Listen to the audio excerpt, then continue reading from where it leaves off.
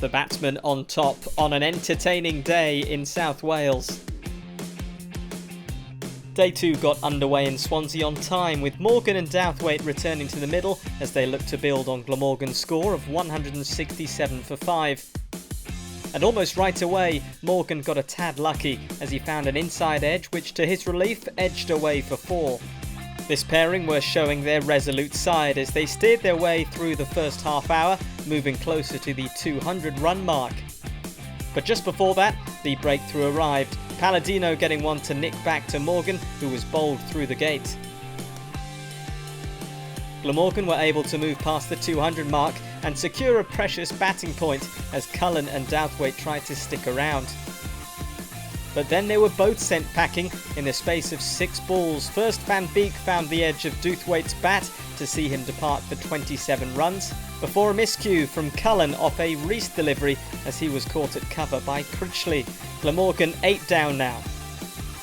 But the tail did wag, with Graham Wagg and Lucas Carey finding some valuable runs. Palladino was handed the new ball just 1 over before lunch, but it couldn't produce the goods as Glamorgan made it through to lunch with 2 wickets still intact. After the break, the pairing were looking to build on their 50 partnership, which was proving very handy indeed for a 9th wicket stand. And Wagg was putting on the afterburners as he came down the track and belted Palladino over mid-wicket for 6. Not long after, and Wagg was celebrating his 50, the second half century of his championship summer, and he reached the milestone in 74 balls. There was no slowing down as Glamorgan passed 300 runs and continued to move through the gears.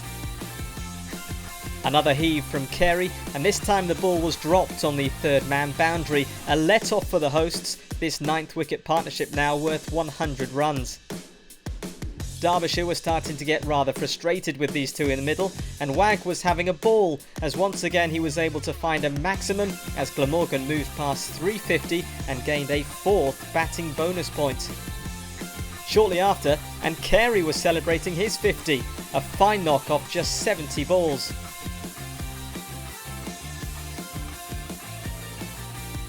Wagg was racing now as he continued to clear the rope, and this partnership may just have been knocking the stuffing out of Derbyshire, a staggering 150 runs added in the space of 26 overs. Wagg was able to reach a brilliant century as he clipped a 4 away to the square leg boundary, his 5th first-class ton and his first in 3 years. The rollercoaster innings came to an end the very next ball though, as he departed, caught in the deep by Rees. A warm round of applause by the Swansea faithful as Wagg bowed out. And the last man, Hogan, only added 1 run before he was out, a tidy stumping ending the Glamorgan innings. 227 runs added by Glamorgan today, and a club record 9th wicket partnership. It was now over to Derbyshire to respond. Lewis Rees and captain Godleman were the opening pair, and they were laying solid foundations early on. The batsman seemingly enjoying facing the bowling of Hogan as he leaked 29 runs in 3 overs. The opening pair moved past the 50 mark, but shortly after Rees went for the hook and was caught at long leg, the visitors losing their first wicket. That brought Madsen to the crease and he flew out of the blocks, hitting 3 fours and a 6 in his first 2 overs. Quite the entrance. But then he was foxed by the slower ball, super bowling by Carey and the catch taken by Lloyd. Derbyshire 2 down as tea was reached.